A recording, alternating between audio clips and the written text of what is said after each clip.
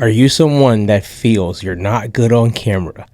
You hate your voice and you don't know how to actually overcome that?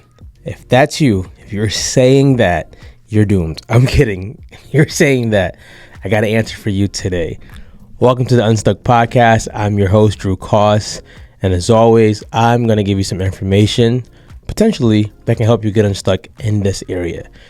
Warning, my co-host is asleep right now, which is my 4-year-old daughter, but she might wake up and she might join us, so prepare yourselves. So let's look at what's really happening when someone's scared to do videos, to show their face, or to just show up even on social media. What's usually happening is the person is usually comparing themselves to somebody else. That happens way more than you think. It's usually masked and I don't have a lot of time. I don't have anything that's different to say. I don't like social media.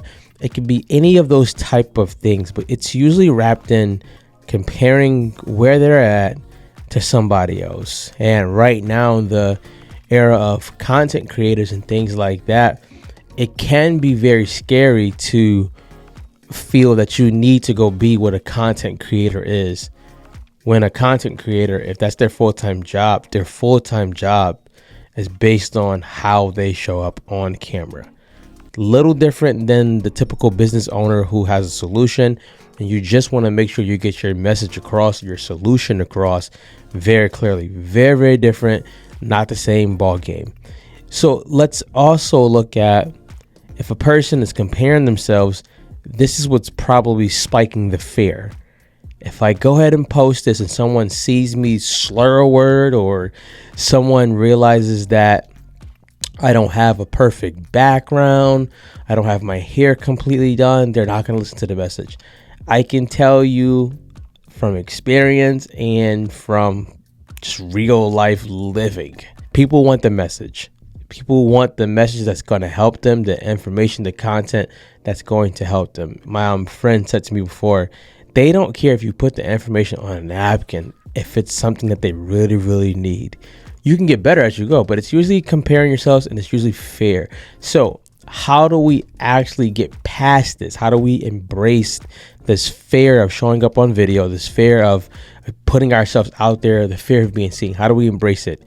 We change our mindset, or we change our perspective on how we look at being on camera. The way I look at being on camera is there's somebody on the other side of this camera who's stuck, and I have the key to get them unstuck today. That's how I'm looking at it. It's more important for me to get them the key than for me to figure out if I look good enough for them. Because if they're stuck and I have the key, they just want to be free. They just want to be helped. So reframing how you actually look at being on camera from, I need to have everything perfect, because it's not going to be perfect in someone's eyes. Someone's always going to find a fault with it. So changing my mind from, I need to be perfect when I get on camera, to, I need to let this key get in the hands of the right people so they can be helped. And then if you have a program, this key unlocks maybe the first door, the front door. They need to get to the second floor and the third floor. They're going to have to get into some of my programming or some of my one-on-ones. So reframing your mind first. I want to think about not perfection, but I need to get this key in the hands of somebody else. The second way I reframed my mind when I was struggling in this area of being on camera was, what's the worst that could happen? I could potentially say the wrong word. Okay. I could potentially say something and someone doesn't agree. That's life. I could get in front of my mic and then just drop dead. That's a little drastic, but that all three of those are like, okay, you're still going to be living. I started saying not what's the worst that could happen, but what's the best that could happen. Someone could see my content that's on their last straw and decide not to give up.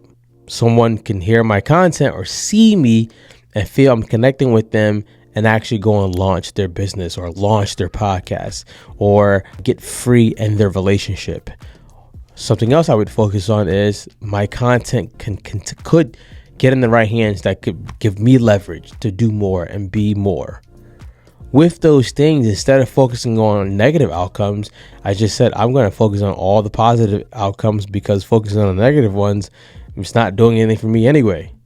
So reframing your mind to, I don't need to show up perfect. I need to give the audience, the other person on the other side of that camera, I need to give them the key. The second one being, I need to think about what's the worst that can happen, and then think about what is the best that could possibly happen if I get good with this. The third one is actually volume. I strongly believe people have not put in enough reps to bust through that fear. If someone tells me they're posting once a week and they're shooting a video once a week and it's like 2 minutes long, that's good, but you're gonna have a long time until you can actually like defeat and conquer that fear. You need more reps. You need more repetitions. You need more ways to see how to do it. You need to mess up more. Repetition is just helping you mess up, fix it, mess up, fix it. That's all it is. When people think that I'm so confident on camera, it's because they haven't seen how many videos I shot, whether they were crappy or not. Last year alone, I took 35 days and I made 70 videos that were 10 minutes or more longer, just in that period of time. So I'm getting the reps.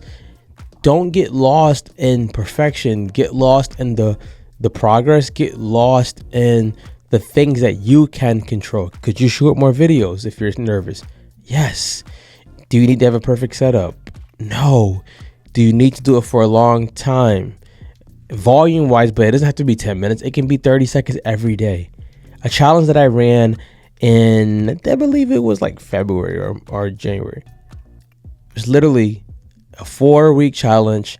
It was a video challenge. I gave them 3 assignments each week and they had to complete it. With that challenge, I cannot tell you, the people who finished it, they were better. The people who didn't finish it gave me every excuse that they could give, which is up to them if they want to be better with it or not. Let's go back over those. So first one is, you can't tell me because I can't hear you. But the first one is reframing your mind to think and to understand, I don't need to be perfect. I need to give the person on the other side of this phone, this camera, the key to get them unstuck. The second one is, I need to think about what's the worst that could happen, and then I want to focus on what are the positive things that could happen. And then the third one is, I need more volume. Alex Hormozi is great at saying things like this, like, you'll be amazed how better you will get with volume when it comes to anything, because you'll start realizing, oh, this is a confidence issue. It's not a technical issue. It's not that my camera doesn't work. One of your best cameras is your phone. It's a confidence issue. And if I can address that, then you're good. Now, here's something that I want to offer you guys. Don't have to take it, but I want to offer it if you're up for it. I always cycle through a 4-week challenge, right? Super, super affordable 4-week challenge. $47. Within the 4 weeks, you get access to a private group where we give just tips, encouragement, information, and you're held accountable. So you can't come into the group and just not do your work, because we're going to get you. We're going to come after you. We're not going to get you. Within those 4 weeks, we give you 3 assignments per week, and you get to go out and shoot your videos. It can be on the subject that you present as a business owner. I mainly work with coaches and therapists. I do work with people who don't hold those titles, but that's mainly my niche. So if I'm talking like that, that's why. You have your prompts, you shoot the videos. My suggestion is always, do not do a lot of takes. Instead, just take the video, shoot it, upload it so we can see it. And then after that, you'll be amazed. You'll be amazed at the growth that you have. You'll be amazed to see that a lot of the stuff in my head is just me being in my head. And I do have a message that the world can see. So if that's something you're interested in, just literally find me on Instagram, Coach Drew Cost, or find me on my website, drewcost.com. We'll get you into that challenge and get you started. There's no specific time. We keep it running on purpose because we don't want people waiting to get into something like that can change their lives. I can tell you right now, if you get better on video, you'll realize how much more you're probably impacting your audience than just always putting a post out. Because videos, they can see you, they can hear you, they can vibe with you, they can see your body language, and to me, it's way more impactful. So let me know, are you going to do the challenge? Are you going to come and do the challenge? Get unstuck, guys. Go be great.